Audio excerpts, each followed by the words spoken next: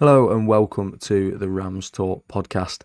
Today we're going to be discussing Derby's most recent result, a 1-1 draw away at Preston North End at Deepdale. A point on the road is always positive, but maybe the performance levels could be just that little bit better. And today I'm joined with Callum and Vic. Cal, how are you? I'm good, mate. Been a while since I've done a Sunday one. I've been busy the last few weeks, so it'll be good. Unfortunately, I've come back to probably one of the worst games of football I've ever seen to come and review. So it's probably going to be a tough one tonight. Strap in, everyone. It's going to be an entertaining one. I don't think many of us will be watching that full 90 back. And Vic, how are you as well? Yeah, not too bad, thanks. Bit of a weird one. I don't think I've been on it for about a month. I've been on a bit of a hiatus. So looking forward to. Looking forward to dissecting the performance, but I don't think there's much of a performance to talk about. Yeah, and we'll start off on a positive note. I think start as we mean to go on. Jerry Yates, the man up top, 3 in 3 now. I know a few of us said he'd be top goal scorer and things like that, and he's looking really on form at the minute, isn't he, Cal? Obviously, we're going to be missing him on Wednesday, but how good does he look at the moment? He looks like the striker we wanted when we signed him. We saw what form he could bring when he was at Blackpool and in his time before his stint before he came to us at Swansea. And I think what I like about him is not just his work rate, but it's these cute touches that he does. And for someone of his stature, that we're obviously we'll probably talk about it a little bit later. Someone can hold up the ball and stuff. And I think he does it effectively. He just needs someone to help him because he can't do it all on his own. He's trying to do almost 3 roles within himself. And sometimes that means he's out of position. But I mean, you can't knock his goal threat at the moment. He knows where the goal is. He seems confident, and he seems a striker that needs confidence. And me and Vic, when we've gone to games and stuff, I said I love him and it's something you can't do is fall in love with a lone player. So I'm not looking forward to one of the things because of his lone player, him not playing on Wednesday, but also him potentially not coming back next season. Yeah, never fallen in love with a lone player. I think we've had a couple of them over the past few years, and then they've hurt when they've left, and seen him go on to bigger and better things. And Jerry Yates at the minute just looks like a really good poacher in front of that goal. A proper poacher's finished that one yesterday. I think I immediately checked if the linesman had his flag up because there was no one around him when he nodded that one in. But Vic, talking about the game now as a whole, I know we've joked and said there wasn't much of a performance in there. Before the international break, I think we're picking up some form, in my opinion. Commentary away, the win there. Plymouth at home, yes, maybe 2 points drop, but it's another point on the board. We were starting to get some consistency in terms of how we were playing. But unfortunately, yesterday, it's kind of like we've reverted back to how it was around that Stoke game. Sort of the quality definitely wasn't there in yesterday's game from both sides, Preston as well. But why do you think those performance levels have dropped? Do you think it's just because the players have had a rest for maybe that bit too long during the international break, no match fitness, but why do you think it's dropped a little bit?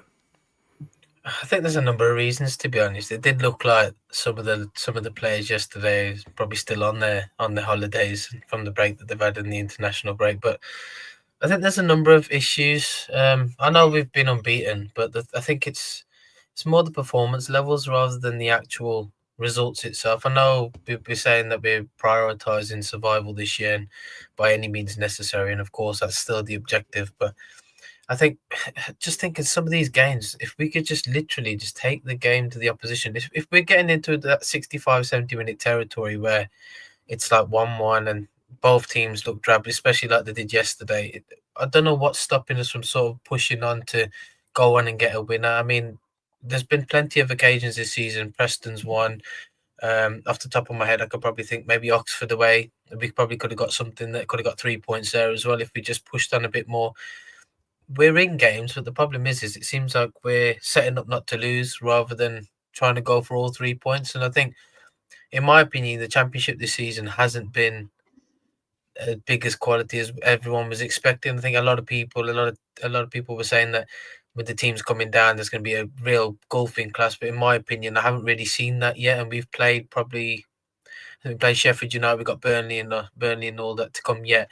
But no one's really struck me as a team that's looked great. And in terms of our own performances, it's a sense of, again, maybe setting up not to lose. Some of our players looked tired, bizarrely enough, yesterday. I thought there was quite a few leggy players out there, especially towards that 65, 70-minute mark, and it sort of deflated the actual performance that we put in yesterday. And like I said, Preston, by all means, were not a good side. Yesterday, second half especially, was a real drab game of football. It was really poor from both sides. Nobody could string a pass together, and there was just no quality on show. And sometimes you're looking, especially looking at our bench yesterday, you're probably looking towards your hard minds or someone like that to maybe make an impact on the game. And we probably got the subs wrong yesterday as well. But I just think that we're setting up not to lose, and I think it's at the detriment to us, because I think we can actually get more points than we've got this year, just if we literally run on the front foot a bit more. And if this is how we're going to set up, okay, great for this season if we survive. But if you're looking beyond that, people are going to start asking questions in the sense of, we survived this year playing this football, but will we tolerate it going forward? I think that's a big debate on social media at the minute as with Derby fans. So, guys, you tell me. I'll open a question to you guys. Do you think that after this season we'll be able to sort of tolerate these sorts of performances? I don't think Adam will go into all the games now. Not. It felt like I'd swam through a river before that game. And yeah, I'll let you go, Cal, on that one. I think we look like a team this season who have come up from League One very obviously. Some as we saw with Ipswich, who've kind of built a team and a squad in League One who can compete really, really good in the Championship.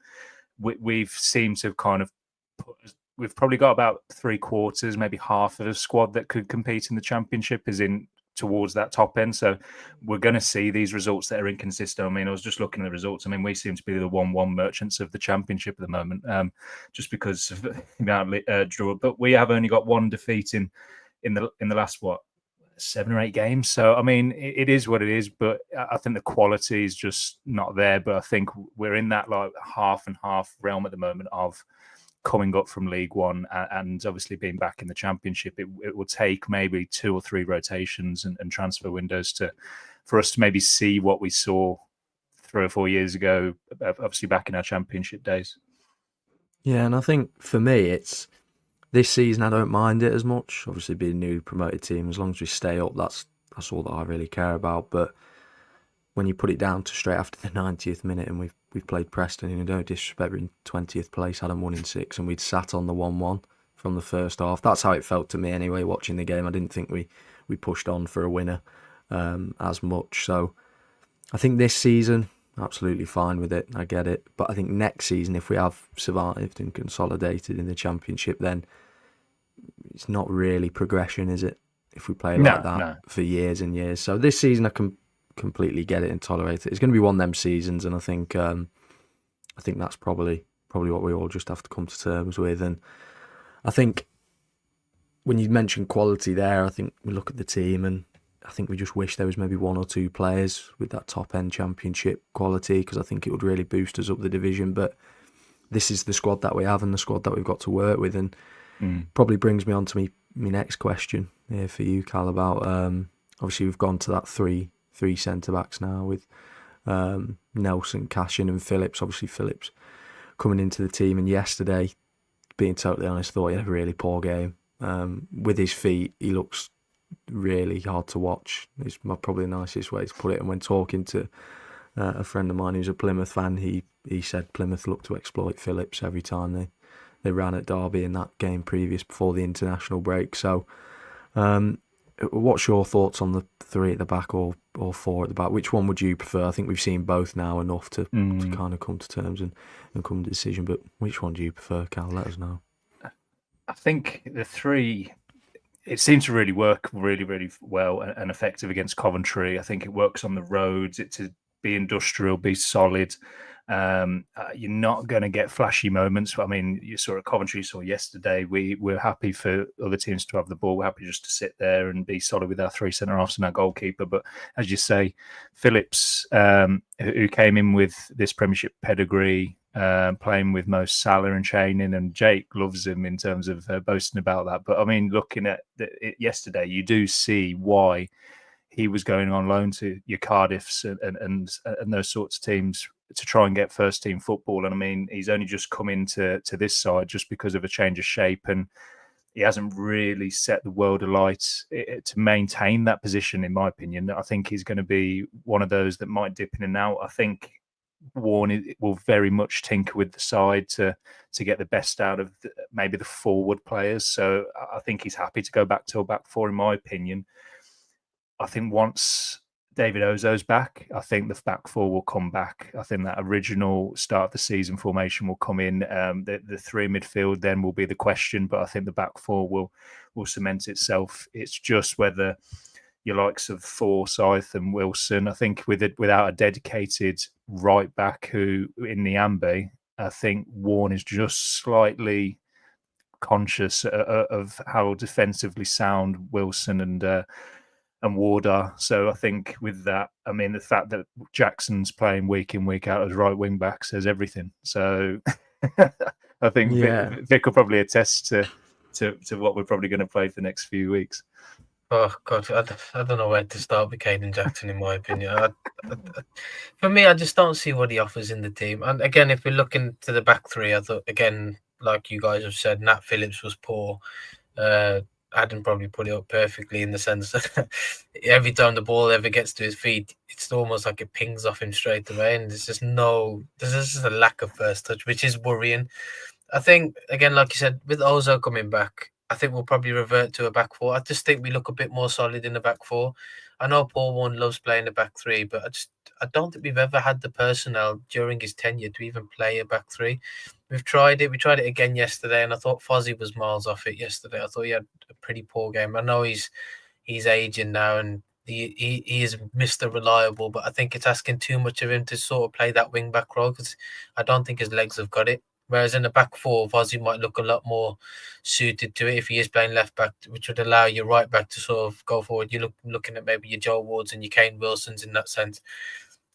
But for me, it's the width of the game as well. I think Derby's width is just not there. Like there's plenty of times in that game I was watching back today with Preston, where you'd expect your sort of wing backs / wingers to get chalk on the boots, and I don't think that our wingers do that. They're sort of coming inside, and that whole wing is just there. You're trying to lump balls into those channels, and it's a bit difficult for players like Yates and Brown to sort of chase onto it when they're already losing a battle with the foot race, and then once they're out of position, everything sort of messes up from there. Like for me, I'd like to see us go back to a 4, play that 4-3-3, and then have proper wingers in those positions. I just think Mendes Lang on the right, we've been saying it for weeks, he needs to be on the right.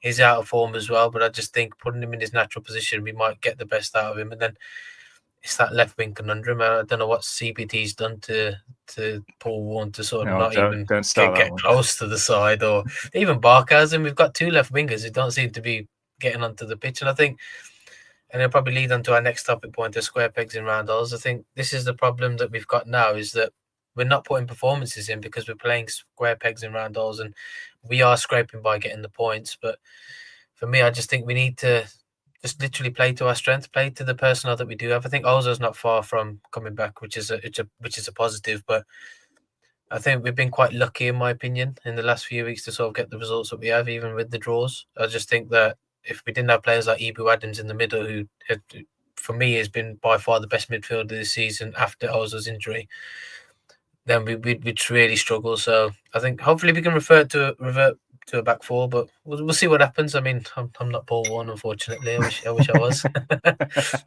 Yeah, I think when you mention the square pegs in round holes, it's that classic conversation point about Derby County, isn't it? I think we've had it for a while now, especially about the midfield. Now more this season, the wide players in the wing back positions. I think Caden Jackson didn't get much on the ball yesterday. So not going to criticise him there for that, but then again, you've got Mendes Lang. Can he come in on the right? I think even when he came on the left, which was disappointing again.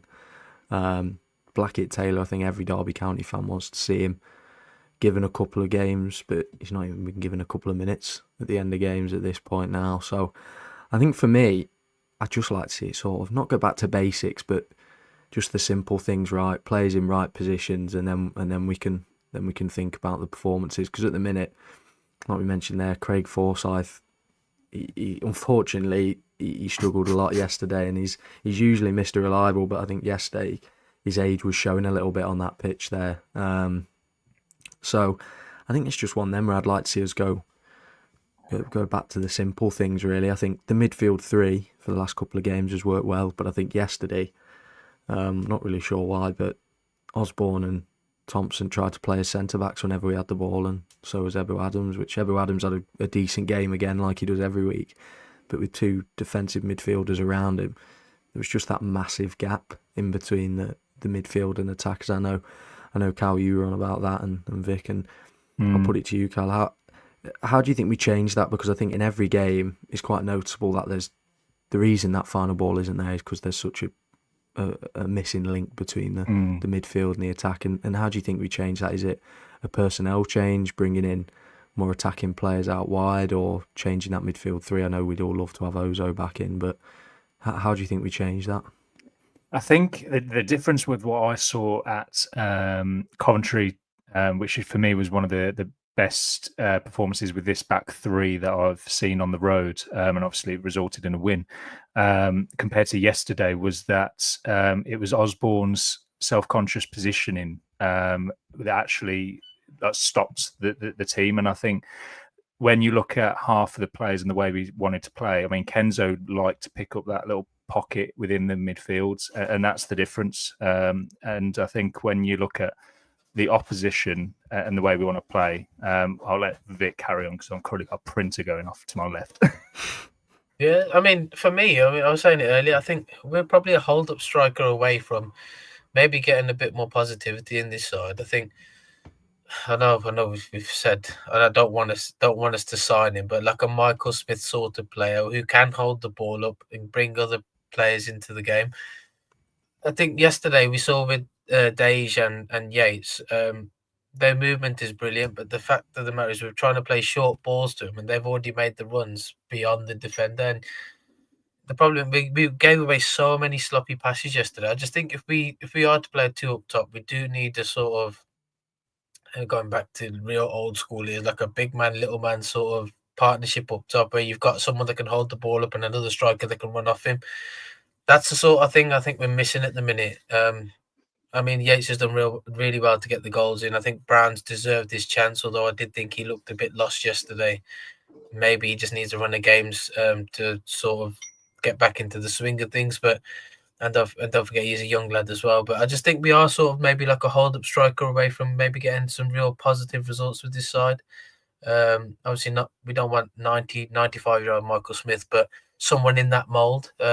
People might suggest James Collins. I don't think he would hold up the ball at this level as well as someone like that. So, but the problem is strikers are really hard to come by in the Championship as well, especially a player like that. You're looking at your sort of Chris Martin mold, that a player like that that's younger who can score goals.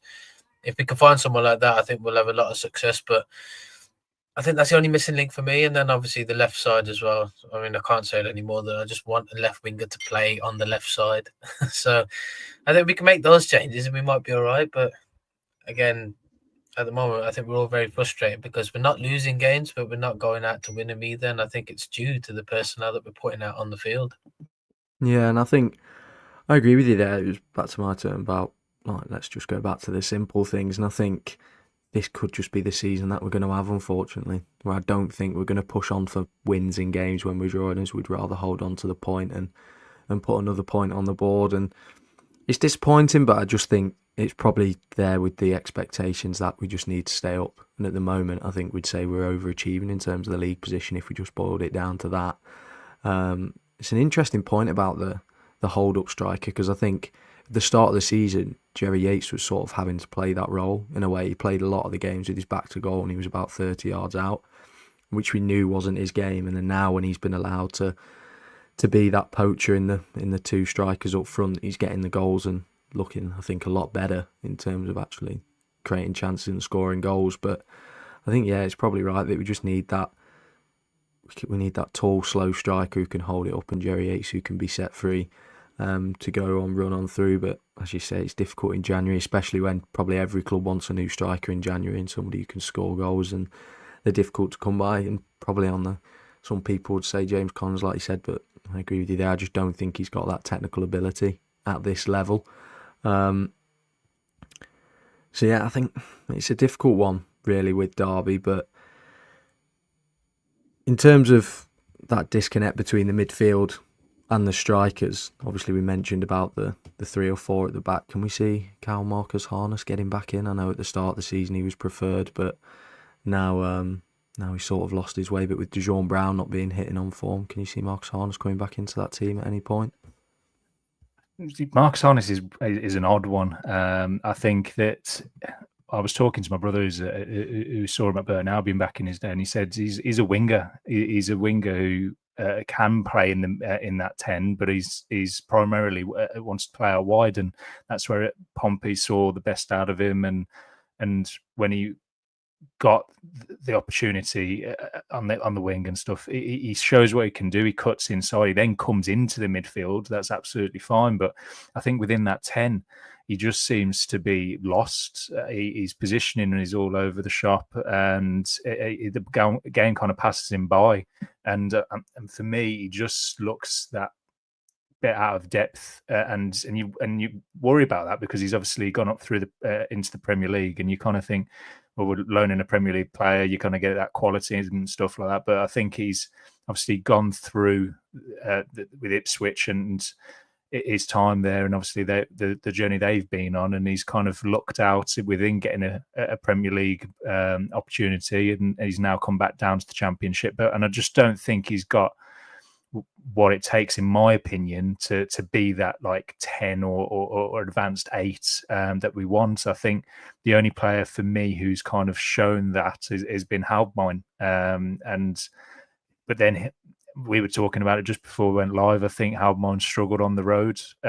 He's been great at home. He's had odd patches on the road where he's looked good, but if anything's going to come within the link between the strikers or the front 3 and the midfield, it's going to be probably him. I think Harness is putting up any trees, but Warne keeps putting him in. So he must be doing something in training, or he's seen something that thinks he has what it takes to do it. But obviously, all 3 of us have waxed lyrical about that. What midfield 3 we all believe. I think the combination kind of changes, but in my opinion, the best midfield 3 we had was when we had Ozo sitting at the base and kind of Halbmine doing what he can do, and Ibu just kind of doing what Ibu does, and that was the best midfield 3 I've seen this season. But until that comes back, we're kind of just Warne seems to be almost like throwing in players just to see what sticks.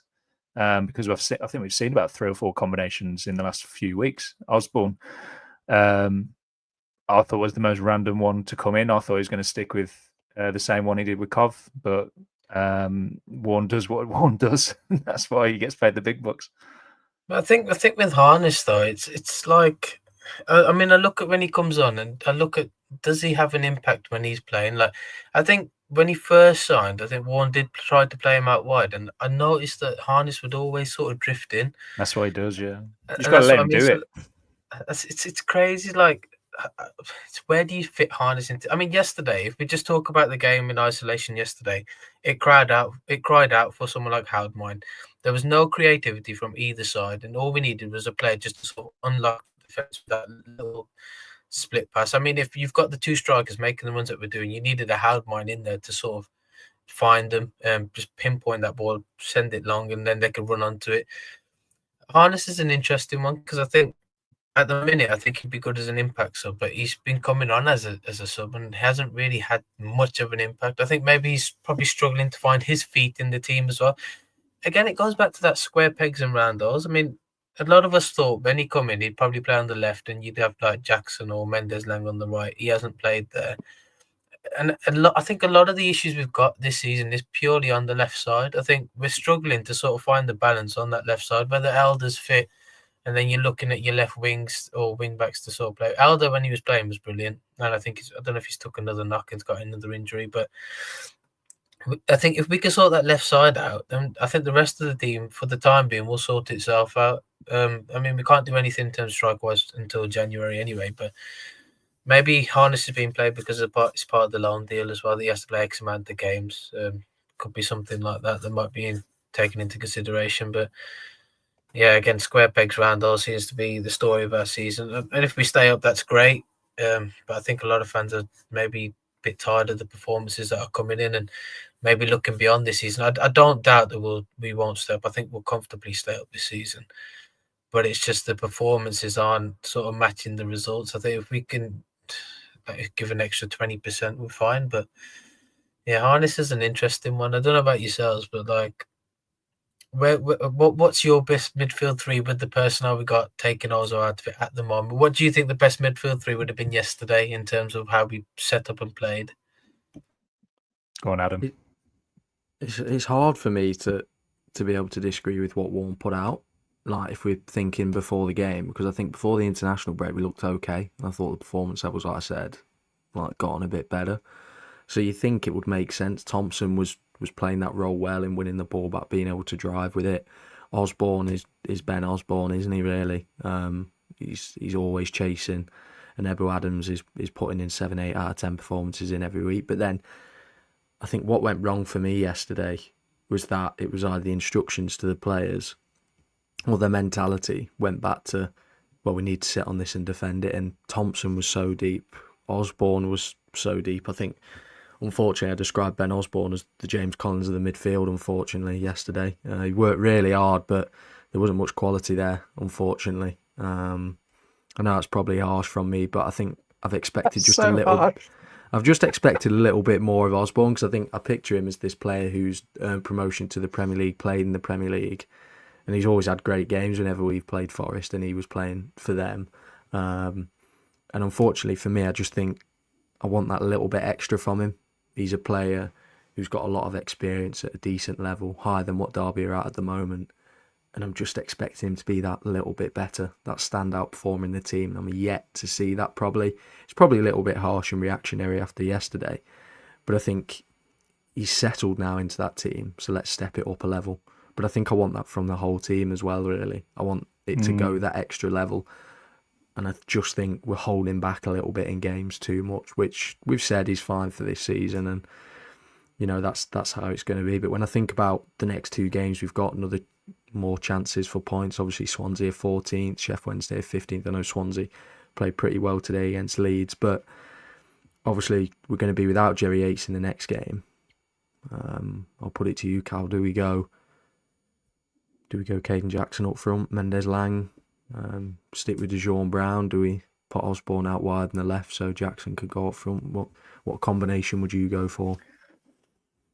I'll probably go to a back 4, and then I'd go Dosanjh Brown up top on his own, and then I would go hashtag CBT on the left, and then I'd go Mendes Lang on the right, but we know that's not going to happen because it's Paul Warne. So I'll probably go he's going to stick with the 3 at the back in terms of what I think he'll do. And then I'd like to see Dosanjh Brown and Washington, and just throw Washington in there. He seems to be, apparently he's fit. Apparently he's been doing well in training.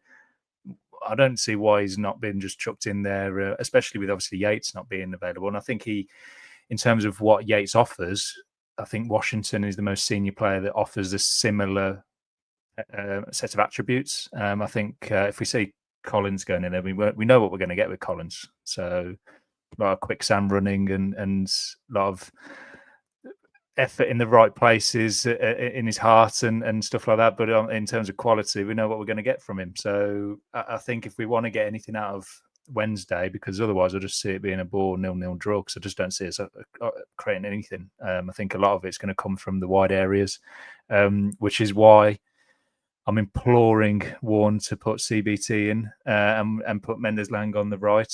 And if not, then I'm going to start a petition like there is one currently going out with the government. So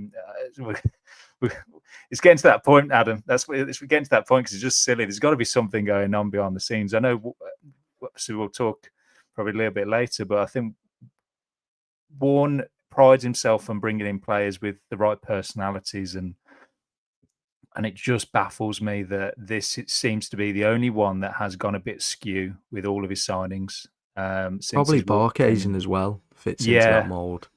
Just that there's something's got to be going off behind the scenes, and he as much as he says it's because of the system and stuff like that. There's been games that have been crying out for him to come into it, just because. And I mean, we saw it when he played against Norwich and stuff like that, what he can do. It's just he's not getting a look in at all. And there must, like I said, there must be something going off. Vic's gone to a couple of training sessions and stuff and seen behind the scenes when and watching the lads. I think that there's got to be something that's not on the training pitch that we're seeing that Warren's going, yeah, it's just not it for me. It could be the fact that he just wants to sandwich Caden Jackson into that team because, I mean, it goes back to that age-old we sound like broken records, if I'm honest, but we want CBT look good in training. When I saw him that day, Washington looked fantastic. And I spoke to Washington after the session and I said, when is it we'll see you back into the side? He goes, hopefully soon. He goes, I'm fit. He goes, I'm ready. Just can't get into the team. And again, if we're looking at Yates is going to be a huge miss on Wednesday. And I know the way Swansea play, they like to play through the middle. They're a ball passing team. So we know they're going to play through the middle. Hopefully we set up to combat that. But it depends on the sort of that midfield three again. If the one thing I've noticed is when we play teams that can pass the ball, there's a lot of gaps in our midfield three, which a team like Swansea can exploit. And then we're looking back to playing up front. I agree with Cal, actually. I think Washington is probably the closest we can get to a Yates sort of replacement. I know Collins will try hard, but he's very limited at what he can do. And I think the centre-backs at Swansea will just play him out. But if we maybe chuck someone like Washington in who is fit, why not? I don't see an issue with that. I really want someone that's left-sided to play on the left, so we can just put Mendes on the right, give Jackson a rest. I'm kind of tired of talking about Caden Jackson at the minute. But what I think he'll do is I think he'll just put Collins up top, and I think will probably be the only change we'll see. Maybe Hadmine come in the midfield. Maybe drop probably Tomo. I know Tomo's had a good couple of games, but I didn't think he was great yesterday. And I think Osborne will probably end up staying in the side. But it's a difficult one because I think we're going to really see the limitations of our team on Wednesday when Yates is not playing. And we're going to see how important his role is in the side. And it does make you worry if anything does happen to Yates injury-wise, suspension-wise. How do we cope with that? So I think the team probably need to step up a level, like you've both said already, because we've got a massive December coming up as well. And I think December could define our season. And if I'm honest, it's a tough run, but it shows us what we're made of. I think defensively we tend to be quite sound. But yeah, it's an interesting one. Let's start a petition to get CBT on the left. Go on. I think it's also that one about Yates and like the bigger picture of the season, if that makes sense. It's also probably one for the future because if we look at that team and Yates isn't in it, where do them goals come from? I think is what we'll have to think about. And there's probably a recall option in there as well, which I know Swansea in the past have recalled players who've been out on loan. Morgan Whittaker, probably most famously from Plymouth. Why have you put that out into the air, Adam? Well, it's always in my head. Like if Yates hits form and Swansea blows in the table, it's a difficult one from their point of view why they'd let him stay with us if he's bang on form in the division. So I think it will be interesting on Wednesday night to see how we cope without Yates. We might be absolutely fine. Washington might come in and smash in a hat trick, and there we go. We're flying up the table. But if that doesn't happen and we struggle, then I think it's one for the bigger picture if we need a striker coming in January. I think also it'd be interesting to see if Dosanjh Brown starts without Yates being next to him, how he plays, because he could be the sole striker, if that makes sense, in that front too, if a winger's playing up top or an attacking midfielder. So I think it's definitely an interesting one Wednesday night, and it'll be one which puts our system to the test. Without one of the key players, it will be square pegs in round holes, like we've said, and a difficult game nonetheless. And obviously with these two games coming up now, I'll round this episode up around here. Obviously I think we've gone round circles about the square pegs in round holes today, and needing Corey Blackett-Taylor on that pitch, but hopefully we see that sooner than later. But Cal, I'll come to you first. Obviously Swansea on Wednesday night. What do you think? What's your score prediction and goal scorers out of that one, then the Sunday match against Wednesday? I think Swansea's going to be tough. I think we saw that they today. If anyone saw the result, what they can do if they're confident, they took Leeds to a narrow loss. So I think I'll probably take a draw in this one. So I would say 1-1, but and probably be a evens favourite on getting that. But I'll go 1-0 win. And I will go. Who will score that? I'll go CBT. I'm throwing it out there because he's got to start. And Sheffield Wednesday, I will go a 2-1 win. And I will go Mendes, Lang, and Yates to return to score after missing Wednesday, having a nice week off. I think we're going to, like I say, I think Swansea's going to be tough without him. I think there's been a few comments while we've been chatting tonight. I think Dejan Brown might be also looked at whether his position's dropped, just to give him a bit of respite. But I think the way Warne tinkers with this side this week will be very, very interesting. Vic? Oh, so, yeah, I was just thinking about why Callum's so optimistic. I was a bit of a I think against Swansea, I'll be honest, I can't see anything other than the defeat. I just think that Swansea will probably try and play us through the middle. I think they'll exploit us, and I think we might lose maybe 1-0. I just think with the Yates being absent from the side, I think we're going to see the limitations of Derby this Wednesday. So yeah, 1-0 loss there. I think it'll be a more even game on Sunday against Sheffield Wednesday. Yeah, it's a bit of a tongue twister that in itself, but yeah, I think we'll beat Sheffield Wednesday 2-1. I think Yates will come back, and I think Mendes will have something to prove, and he'll get on the score sheet as well. I think he's playing against one of his ex-clubs, so he might have something to prove there. So I think we'll lose on Wednesday, and I think we'll bounce back on Sunday with a 2-1 win. I think I'll probably follow your lead, Vic, and say a 1-0 loss on Wednesday night, something like that, or a 0-0 draw. I don't think it will be a spectacle of a game. And then I think on Sunday against Wednesday, I think we can come out with a 1-0 win, maybe Thompson scoring the winner or something like that. That's what I can see. But no, around that episode up here now. If you have enjoyed, then please do give us a rating, 5-star on Apple Podcast, Spotify, whatever you listen on. You can also watch this episode live on YouTube, as we are at the moment. We're also running for Derby Food for Thought, trying to tick off as many kilometres as possible. I've slacked off this week and registered 0, which is poor, so I'll be on it next week. But we're doing them kilometres and trying to get them down. So it's goodbye from me. Goodbye from me. And goodbye from me.